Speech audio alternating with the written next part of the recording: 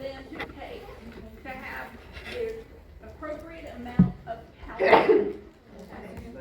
It naturally comes in some foods, it's added to other foods. Did you have a question? Is this gonna be on the ACL? Very possibly could be, I really don't know. Let Justin in, please. Calm down.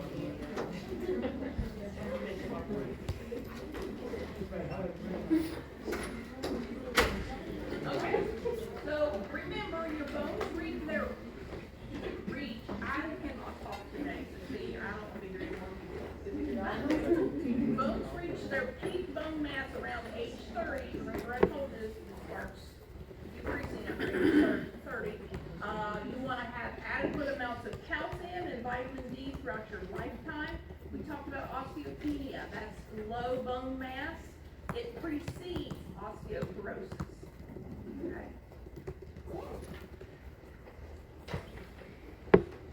Osteoporosis, fractures of the hip, vertebrae, wrist, pelvis, ribs, other bones. So any bone in your body can help you find out that you have osteoporosis. With your calcium supplements, they usually recommend 1,200 milligrams per day for women over 50 years. And use it with vitamin D to increase absorption. Okay? So if you're taking calcium supplements, add vitamin D to help with absorption. Is that only if they're over 50 years old though? It says on the slide it just said over 50. No, if you take calcium supplements, you should take vitamin D. Yeah. Because a 20, 25-year-old can have issues depending on what their bones are like. Bless you.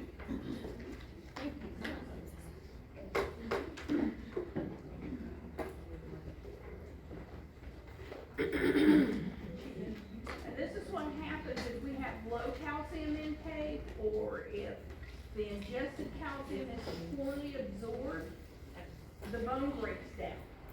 Okay? And then what happens is your body starts using the stores of calcium that it has, and there's nothing to replace the stores, so therefore we don't have there's no calcium left in our body if we don't put anything in that our body can take the calcium from. It's actually a normal process, aging process that we start losing bone as we age, okay? Particularly in postmenopausal women because of the decreased amounts of estrogen in our body. Okay? They tell you again about risk factors of osteoporosis: female, thin, inactive, advanced age, smoking, family history, and drinking excessive amounts of alcohol. So this little picture right here, that's actually kind of how it starts. Now my vertebrae are all fused together down here at the bottom, so who knows if mine will end up and go like that. So what are our functions of calcium? What's calcium do for your body?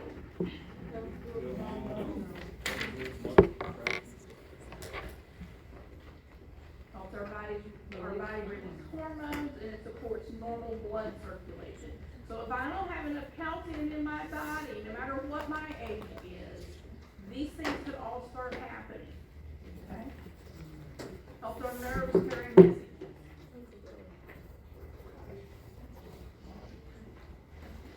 So eat this stuff. Raloxifene. That is a selective estrogen receptor modulator. It increases bone mineral density, so we would give our patient Evista or raloxifene. It decreases bone turnover, reduces vertebrae fractures, but there are side effects. Diarrhea, weight gain, muscle pain, leg cramps, ankle swelling, hot flashes. I'm going to make sure I would increase my soy intake if I had to take this stuff. because I can't handle hot flashes, and sinusitis. Also with this Evista, there's an increased risk of blood clots, including stroke, DVT, pulmonary embolism. The greatest increase in risk is the first 4 months that they take Evista. Okay? It's prescribed for treatment and prevention of osteoporosis in postmenopausal women. They usually take it daily, 60 milligrams PO. Can be taken with or without meals. Okay? I must thought I needed to tell you that twice because it's written there twice. Fosamax is another medication that they can give. It's biphosphates. Alendronate. It's used to treat osteoporosis and osteopenia. 5 milligrams per day. And weekly dose is 35 milligrams per week. So they can either give it daily as 5 milligrams, or they can give once a week as a 35 milligrams. And it's usually oral dose. It must be taken with 8 ounces of water 30 minutes before ingesting food, liquids, or medication, and remain upright for 30 minutes. And that is something you have to teach these women so that they understand they have to take it 30 minutes before they eat with 8 ounces of water, and then they have to remain upright for 30 minutes. Abdominal pain, acid reflux are common side effects. Fosamax D has added vitamin D in it to enhance the absorption of the calcium. So remember that if you give calcium, you want to take vitamin D to help with the absorption rate. Calcitonin. It slows thinning of the blood, may help relieve pain from broken bones caused by osteoporosis. It can it can decrease the risk of spine fracture. It can be in a sub-Q injection or an IM. It also can be a nasal spray. And it helps relieve the pain. Side effects: runny nose, headache, back pain, nosebleed. And this right here tells you how the calcitonin works.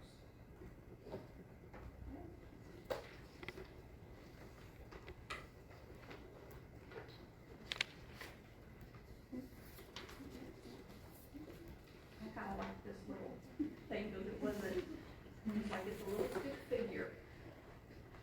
So what gland releases calcitonin? Releases thyroxine and calcitonin. What calcitonin does is regulation of the blood calcium. So it regulates the amount of calcium in the blood. All right. Any questions? Shock, anaphylactic reaction. What are you going to see when they have an anaphylactic reaction? Remember I talked to you about that I've been stung by something in my yard because I've been working in the yard and I come to the ED. Remember me telling you that? Okay. On the slide before that, do you want us to know like the primary, secondary, you know? Okay, great, awesome.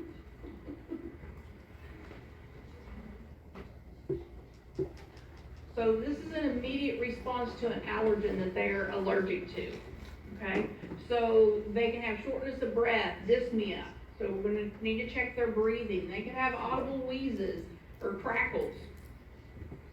They can have a rash that appears. And that may be the only thing you really see is that rash or reddened area, and it's starting to swell, okay? You can see angioedema, swelling just below the surface of the skin around the mouth, eyes. That may also be present, okay? And then remember, extreme anaphylactic reaction is when you start having bronchospasms, Hypotension, tachycardia, those are extreme, okay? So know what you can see. What signs and symptoms could you see? And I don't mean, I shouldn't say see, because you're gonna think, well, she only means with your eyes, okay? But, are you gonna see a bronchospasm? Okay. Know that that can happen, okay? Know that they can have hypotension. Know that they can have tachycardia, okay? Then what are we gonna do for them? We're gonna give them epinephrine, okay? It's an IM injection.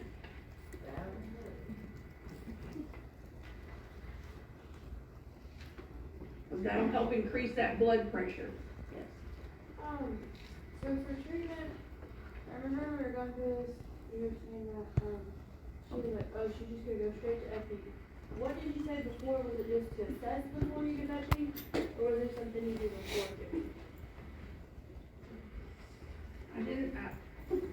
I really didn't say that at all, but you're gonna have to assess to see what are they doing. Are they having trouble breathing? Do they have that rash? You listen to their lungs, listen to their heart, are they tachycardia? Okay, so you're gonna have to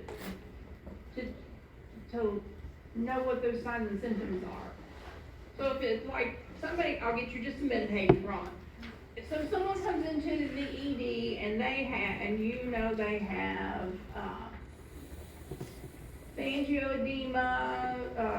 they have hoarseness, stridor, shortness of breath, hypotension, tachycardia, what are you going to suspect is going on? An anaphylactic reaction to something. So what is the first thing you're gonna give them? You're gonna give them epinephrine, because that will counteract that. It provides rapid relief and respiratory distress related to those bronchospasms, increases the BP, the heart muscle contractility, and a bronchodilation. That's how we're giving the epinephrine, okay? Then they may have to have some skin testing done. Hayden, what was your question? So if we're on the exam and it says something about getting like intravenous, like Benadryl, basically, I forgot the word, right? Would that be something that you find acceptable for treatment with the patient, or are we just sticking with the epi? Only the medications on your student learning outcome that tells you exactly the diseases, disorders, and the medications you need to know. And if you will look at most of our PowerPoint presentations, most of what we talk about is what's on the SLO. We might add something. There was one on mine this morning that I thought I had taken off, but I'll have to make sure I take it off. So pretty much what is on my slides for this immunology, that's what you're gonna need to know. Okay? But would that be something that's wrong to do for a patient having an anaphylactic reaction? That would be up to the physician to tell me that that's what they wanted done. Okay? And it's gonna depend on what your facility has ordered. Okay? Because I'm not gonna work on my own, because I'm just a registered nurse, so the doctor's gonna have to tell me what they want me to give. Gotcha. Okay? Now, if it's standing orders, if that's on a standing order, then yes, that's what I would give. But if it's not, that's not what I'm gonna give. Because with the epinephrine, I think it'll work much faster than that Benadryl will. Because I'm gonna give that as an IM injection. Rheumatoid arthritis, what do you wanna know about that? What are you gonna see? What are they gonna complain about? Morning stiffness. Morning stiffness. Really?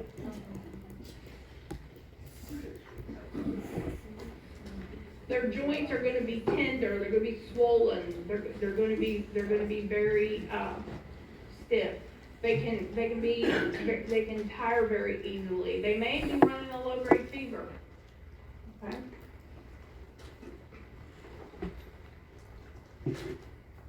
They aren't gonna be able to do range of motion very well either, that's gonna be very decreased.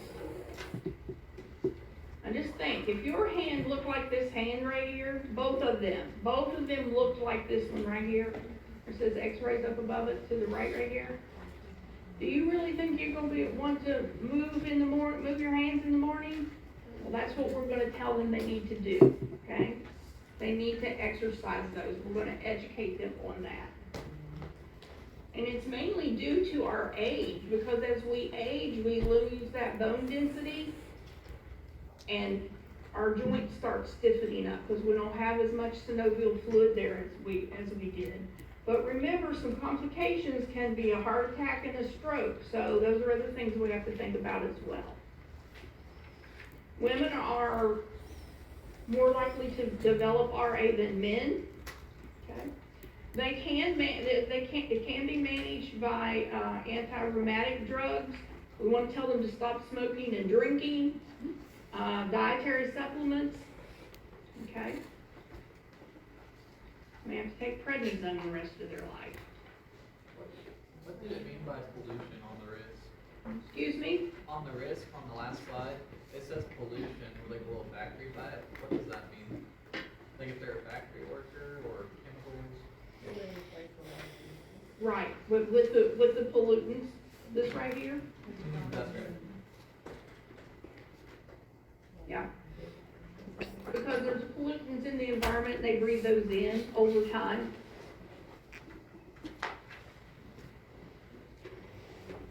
So that's a risk that they would have, would be for their work environment.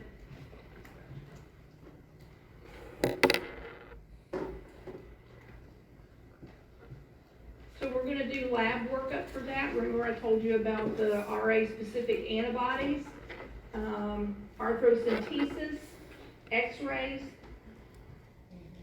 Those are the ones, how we're gonna diagnose that.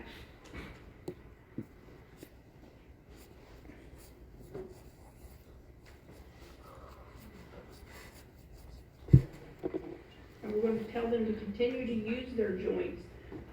Food time, vitamin, yes. The arthrocentesis, is there anything that you want us to know, like nursing implications, like monitor for infection, or is it more of just know what it's for? Know that that's one of the things that, how we'll diagnose. Or that it's a test or a diagnostic test that we would do. We'll do lab workup for the RA-specific antibodies, arthrocentesis, X-rays, okay? That's what I want you to know about that. Yeah, thank you. Apply heat or cold to the affected joints, and have them follow their routine health screenings. So medications, remember we're going to treat them with NSAIDs. It's the first thing we're going to give them. And then corticosteroids, then methotrexate. So what is the thing with methotrexate? What? Low potassium. Okay, thank you. I couldn't understand, it was all, what? I know you said something. It treats rheumatoid arthritis, also it treats cancer. And remember, if we give folic acid with the methotrexate, that can cause toxicity, so don't give them folic acid, okay? No folic acid with that. It suppresses the immune system. We're gonna monitor liver, blood, and lungs, okay? So we'll do a CBC, renal function, and hepatic function, to see how that's going, okay? With that folic acid, is that mainly dietary, or is that also, or is that mainly like supplemental, or is I that think also it's dietary? supplemental. So with methotrexate in oncology, we put them on like neutropenic precautions, but will we do that with RA people or just tell them to be cautious? Cause I know like with the methotrexate, they also have cancer, so their immune system is compromised, Right. most of chemotherapy. But we would just tell them to keep their hands clean. Right, we would educate them on what to do. Okay, but they don't need like neutropenic not unless it would get really bad or progress. This is more to take care of their rheumatoid arthritis. The autoimmune disease though is much lower than the chemo. Yeah, that's what I would. Yeah. I just wanna make sure. Scleroderma, hard skin. You know this Crest syndrome and what that is, what is happening. Okay.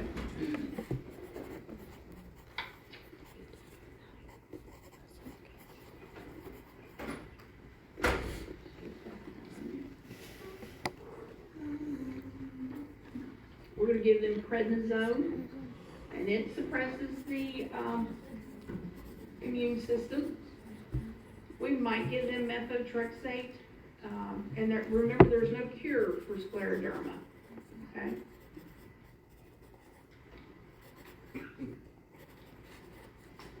Possible complications, infection, renal failure, heart failure, pulmonary fibrosis, and death.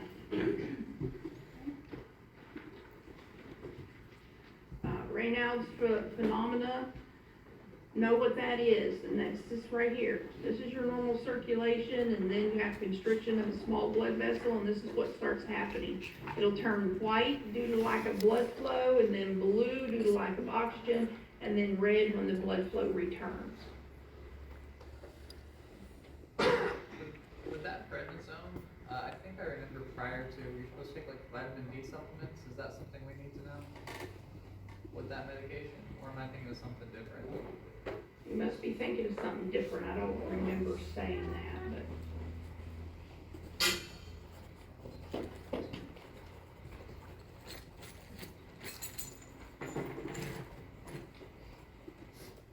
Systemic lupus erythematosus, that'll be written out, but it'll also have SLE at the end of it, okay? It is an autoimmune disorder, and it can affect different organs in your body. It can get pretty bad too. Females 20 to 40, Asian, Hispanic, or Native American are usually the ones that get this.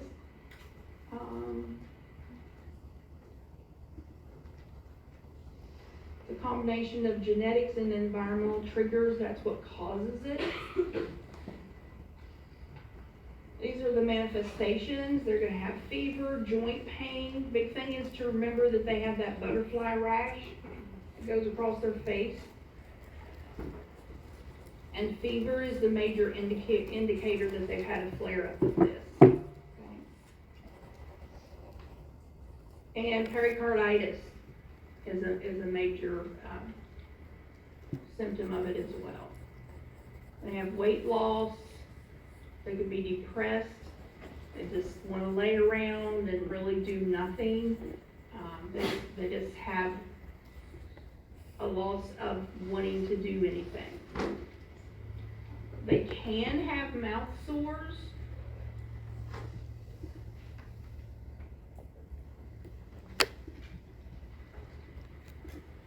And there's not really a cure for it. We want to control the manifestations and decrease the frequency of the manifestations. So these are the manifestations. We want to keep these down. Okay. Can we get a restroom break?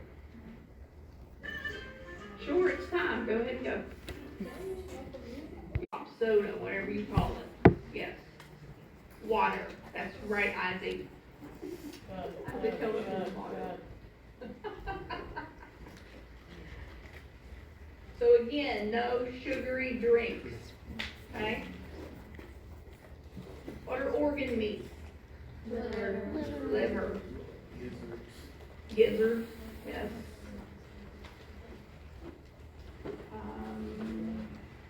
They can eat salmon because it's low in the uric acid, so they could eat that. But that's about the only type of fish that they can eat. Some are pretty high in the uric acid. And we're gonna give them alpurinol, remember?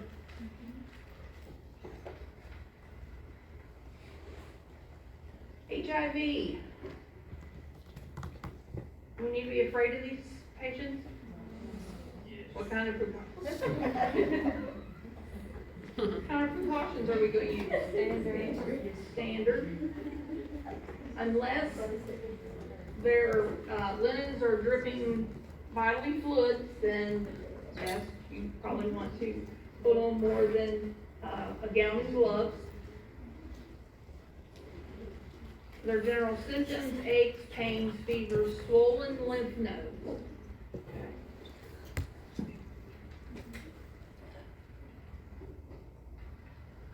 Or they can have headaches, they can have joint pains, night sweats, sore throat, they can have mouth ulcers.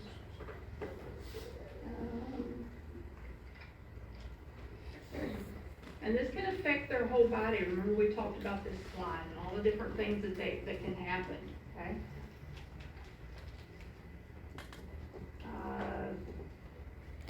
Kaposi sarcoma, remember that's opportunistic infection.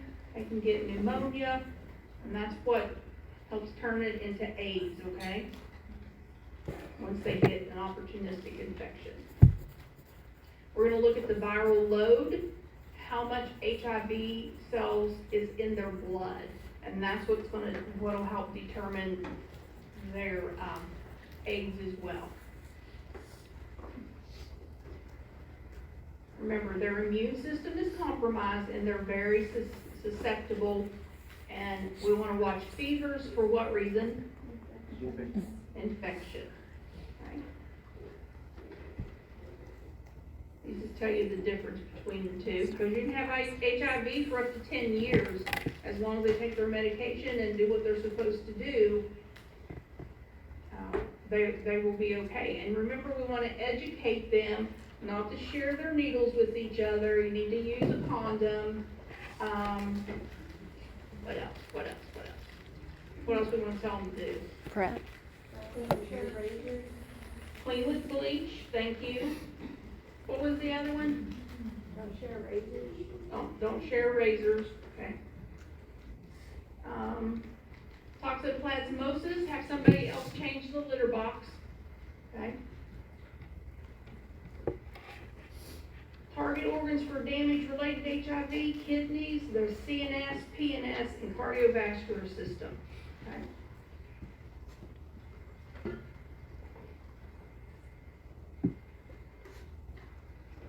So this is, once it becomes AIDS, this is the manifestation you're gonna see. This is specific to the infection or disease. So if they have pneumonia, those are the symptoms for pneumonia. Those are the things you're gonna wanna watch, okay? And they will have weight loss, not weight gain.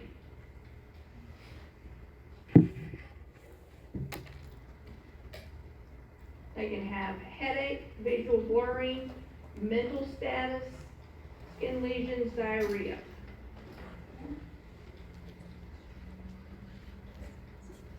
They'll do a rapid or point of care test, okay?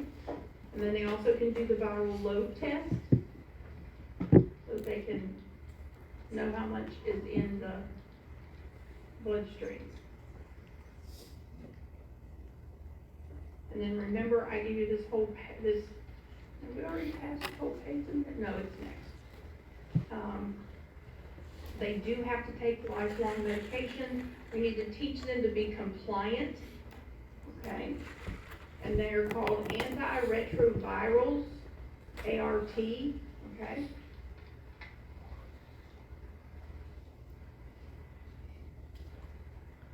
And it takes about 2 months for them to get this. Once they start the antiretrovirals, it takes about 2 months for it to get in the system and stay there, so they can start seeing a difference in things. Yes. Roll sheet? What? Do we get a roll sheet for this? Sign-in sheet, do we get that for this little? I was just like, you all keep asking me questions, and I'm on a roll, and I don't. Sorry. It's okay. I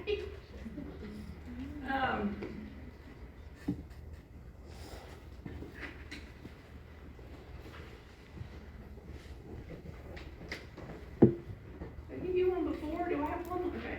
I was like, have I given you one?